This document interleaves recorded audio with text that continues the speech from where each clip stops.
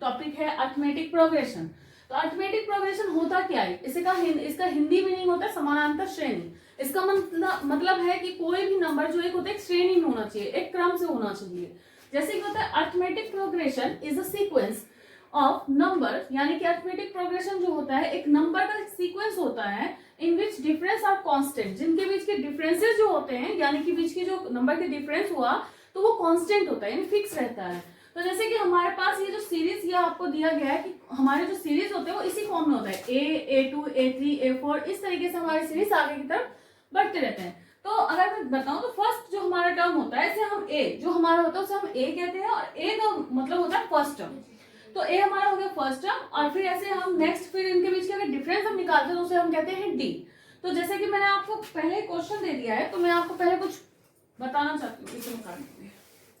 जैसे आप सबको पता है कि हमारा एक सीरीज दिया गया है, और इस सीरीज के अंदर मैं आपको पहले बता दूं तो जैसे हमारा फर्स्ट होता है इसे हम कहते हैं A, इसका मतलब होता है फर्स्ट टर्म। अब अगर आपको पता करना है कि ये हमारा सीरीज है या नहीं है तो इसके लिए हमें फाइंड करना होता है इनके बीच के डिफरेंसेस। तो डिफरेंस फाइंड करने का फॉर्मूला होता है A2 माइनस A1, यानी कि जो सेकंड नंबर है उसमें से उसके फर्स्ट नंबर को माइनस करो। ऐसे ही आपको इसमें से माइनस करके चेक करना है, फिर इसमें से भी माइनस करना है। तो इस तरीके से हम नंबर्स के बीच के डिफरेंसेस को हम फाइंड करते हैं। तो अगर मैं आपको क्वेश्चन, अगर हमारे पास एक क्वेश्चन आता है कि हमें एक सीरीज बनाना है तो हम किस तरीके से बनाते हैं, तो जैसे हमारे पास कुछ भी आप ले सकते हैं, क्वेश्चन आपको दिया जाएगा। जैसे हमारे पास ए मीन्स फर्स्ट टर्म, जैसे फर्स्ट टर्म हमें 10 दिया गया है, एंड डी डिफरेंस अगर हमें 10 दिया गया है तो हम इसे कैसे फाइंड करेंगे, हम अभी सीरीज बनाना सीखेंगे। सीरीज कैसे बनाते हैं, तो सबसे पहले होता है ए, नेक्स्ट होता है हमारा a प्लस डी, फिर होता है हमारा a प्लस 2d, फिर होता है हमारा a प्लस 3d। मतलब इस तरीके से ही आपके पास ये सीरीज आगे की तरफ बढ़ते ही जाएंगे। अब हम इसमें वैल्यूज रखेंगे, वैल्यू मतलब a की वैल्यू कितना दिया गया है 10, फिर हम यहाँ पर कोमा लगाएंगे, फिर a प्लस डी, इसका मतलब है 10 प्लस d की वैल्यू कितना दिया है 10, फिर कोमा लगाएंगे a प्लस 2d, यानी a की वैल्यू हमें 10 दिया गया प्लस 2 इंटू 10, फिर कोमा लगाएंगे, फिर a की वैल्यू हमें 10 गिवन है, फिर प्लस 3 इंटू डी। तो इस तरीके से हमारे सीरीज बढ़ते जाते हैं। हम इसे कैलकुलेट करेंगे तो ये हमारा आ गया 10 एंड 10 20 हो जाएगा। फिर इसमें हम करेंगे 10 2 जा 20 में 10 प्लस करेंगे तो ये हमारा आ गया 30। फिर नेक्स्ट करेंगे 10 3 जा 30 में 10 प्लस करेंगे तो आ गया हमारा 40। तो इस तरीके से आप देख सकते हैं। तो ये हमारा सीरीज जो है ये आगे की तरफ बढ़ते ही जाएगा। आगे आप इसी तरीके से बना सकते हैं। जैसा कि मैंने आप सबको फ्रेंड्स पहले भी बता दिया है कि एपी में हमें सबसे पहले क्या फाइंड होना चाहिए, हमें ए फाइंड होना चाहिए, और उसके बाद हमें क्या है कि डी हमें सबसे मेन होता है, क्योंकि हमें जैसे क्वेश्चन ये दिया गया है कि determine it is in AP and right next 3 term. जैसे कि हमें बताना है कि क्या ये सीरीज एपी है कि नहीं है। तो एपी में हमें फाइंड करने के लिए सबसे पहले हमें क्या करना है, इनके बीच के कॉमन डिफरेंसेस हमें देखना होगा। अगर इनके बीच के कॉमन डिफरेंस अगर इक्वल है तो हम इसे कहेंगे कि इट इज इन एपी, अगर नहीं है तो हम कहेंगे it is not in AP, और अगर एपी होगा तो हम इसके नेक्स्ट 3 टर्म भी फाइंड करेंगे। तो लेट्स स्टार्ट क्वेश्चन। हम जैसे ए तो हमारा हो गया -10 एंड डी की वैल्यू फाइंड करना है तो हम करेंगे A2 माइनस A1। जैसे मैंने आपको पीछे बताया भी है, A2 की वैल्यू हमें कितनी दी गई है, A2 -6 minus A1 -10 and -6 minus plus 10 is equal to कितना आ गया 4। इसी तरीके से हम यहाँ पर जैसे हमने A2 माइनस A1 किया, अब हम A3 माइनस A2 करेंगे। तो यहाँ पर भी हम डी फाइंड करेंगे इससे, तो A3 माइनस A2, तो A3 की वैल्यू कितना हो गया -2 माइनस एंड -6। A2 की वैल्यू हमारी है -6।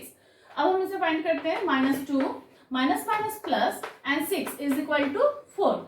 एंड 4 हमने क्यों लिखा है, क्योंकि आप सबको पता है कि जैसे यहाँ पर ग्रेटर नंबर प्लस का है तो हम यहाँ पर प्लस का साइन करते हैं, हम शो नहीं करते हैं, बट ये प्लस का इंटीजर हो गया। तो आप सब देख सकते हैं कि डी की वैल्यू यहाँ भी 4 है और यहाँ भी 4 है, तो हम लिख सकते हैं कि इट इज इन एपी, यानी कि ये सीरीज जो है हमारा वो क्या है, वो एपी में है। तो अब हम इसके नेक्स्ट 3 टर्म हम फाइंड करेंगे, क्योंकि हमारा डी जब इक्वल हो जाता है तो हम इसके बाद हम देख सकते हैं कि यानी हमारी सीरीज इक्वल मतलब बराबर है, यानी एपी है। तो अब इसके नेक्स्ट 3 टर्म जो है मैं आपको फाइंड करके दिखाऊंगी। जैसा कि आप सब जानते हैं कि जैसे मैंने आप सबको डी बता दिया है, डी हमारा कितना निकल के आ गया 4, और a की वैल्यू हमें कितनी दी गई, -10। तो अब हमें इसकी नेक्स्ट 3 टर्म निकालना है। टर्म निकालने के लिए सबसे पहले हम इसे काउंट कर लेते हैं, जैसे a, a2, a3। नेक्स्ट हमारा 3 टर्म कौन कौन से हो जाएगा, a4, फिर उसके बाद हम क्या करेंगे a5, फिर क्या करेंगे a6, ये हमारा 5, ठीक है, is equal to a4। a4 को हम कैसे लिख सकते हैं, a प्लस 3d। जैसे यहाँ 4 लिखा होता है तो इससे हम एक मतलब नंबर कम कर देते हैं, यानी a प्लस 3d हो जाएगा। अब इसमें वैल्यू रखेंगे a की वैल्यू कितनी है हमारी, -10 प्लस 3, एंड d की वैल्यू कितनी है 4, तो इंटू हो जाएगा 4 इज इक्वल टू -10 एंड 3 4 जा 12 is equal to minus plus minus, तो हम माइनस करेंगे तो इसमें कितना आ गया 2। तो यहाँ पर a4 की वैल्यू कितनी आ गई 2। नेक्स्ट हम फाइंड करेंगे a5, और यहाँ पर और a5 को हम क्या लिखेंगे a plus 4d is equal to a की वैल्यू कितनी है -10 प्लस 4 इंटू d की वैल्यू कितना हो गया 4 इज इक्वल टू हमारा कितना आ जाएगा -10 एंड प्लस हो जाएगा 4 4 जा 16, माइनस करेंगे तो कितना आ जाएगा ये 6, ठीक है। नेक्स्ट हमारा फिर हम a6 फाइंड करेंगे। a6 के लिए हम लिखते हैं a plus 5d is equal to a की वैल्यू हो गया -10 plus 5 into d is equal to 4 हमें गिवन है, इज इक्वल टू 10 प्लस 20, और यहाँ माइनस भी है तो plus minus plus minus is equal to हमारा कितना आ गया 10। तो हमारे नेक्स्ट 3 टर्म जो है वो हमारे क्या आ गए 2, 6 एंड 10। तो यहाँ पर हम लिख सकते हैं 2, 6 एंड 10, ये हमारे नेक्स्ट 3 टर्म हो गया। अब हमने ये भी फाइंड कर दिया कि ये एपी में है, फिर उसके बाद हमें कहा था कि अगर एपी में है तो नेक्स्ट 3 टर्म भी फाइंड करो, तो हमने 3 टर्म भी फाइंड कर दिया। तो इसी तरीके से आगे क्वेश्चन आपको करना है। हेलो फ्रेंड्स, जैसा कि आप सबको पता है कि मैं आज आपको एपी के बारे में ही समझा रही हूँ, तो उसी से रिलेटेड हमारे अब नेक्स्ट क्वेश्चन भी है, जो इंपॉर्टेंट क्वेश्चन भी कह सकते हैं, लेकिन अभी ये बेसिक में है और इससे इंपॉर्टेंट क्वेश्चन होते हैं, मैं आपको धीरे धीरे आगे बताऊंगी। तो जैसे कि आप देख सकते हैं कि ये मैंने एक फॉर्मूला लिखा है जिसमें है कि an is equal to a plus n-1 into D. ये हमारा an क्या होता है, an मतलब होता है लास्ट टर्म। जैसे कोई भी सीरीज दी गई है, अगर उसका लास्ट में जो टर्म हो उसे लास्ट टर्म हम कहते हैं, यानी कहाँ तक वो टर्म दिया। उसके बाद a4 होता है फर्स्ट टर्म, और ये इसका फॉर्मूला है n मीन्स होता है नंबर, एंड d4 होता है डिफरेंस, और इसमें n में से 1 को हम माइनस करके करते हैं। जैसे कि आप सब देख सकते हैं कि मैंने आपको एक क्वेश्चन दिया है कि जैसे a is equal to 7, b is equal to 3, n is equal to 8, an हमें फाइंड करना है। तो हम इसी क्वेश्चन में हम इस फॉर्मूला को पुट करेंगे। तो जैसे हमारा दिया गया an is equal to a plus n-1 into D. तो an की वैल्यू निकालना है, a लिखेंगे हम, n दिया गया तो हम यहाँ पर 8 लिखेंगे। इसे हम 8 को हम a प्लस 7d करके भी सॉल्व कर सकते हैं, बट मैं आपको अभी इसी फॉर्मूले से सॉल्व करके सिखाऊंगी।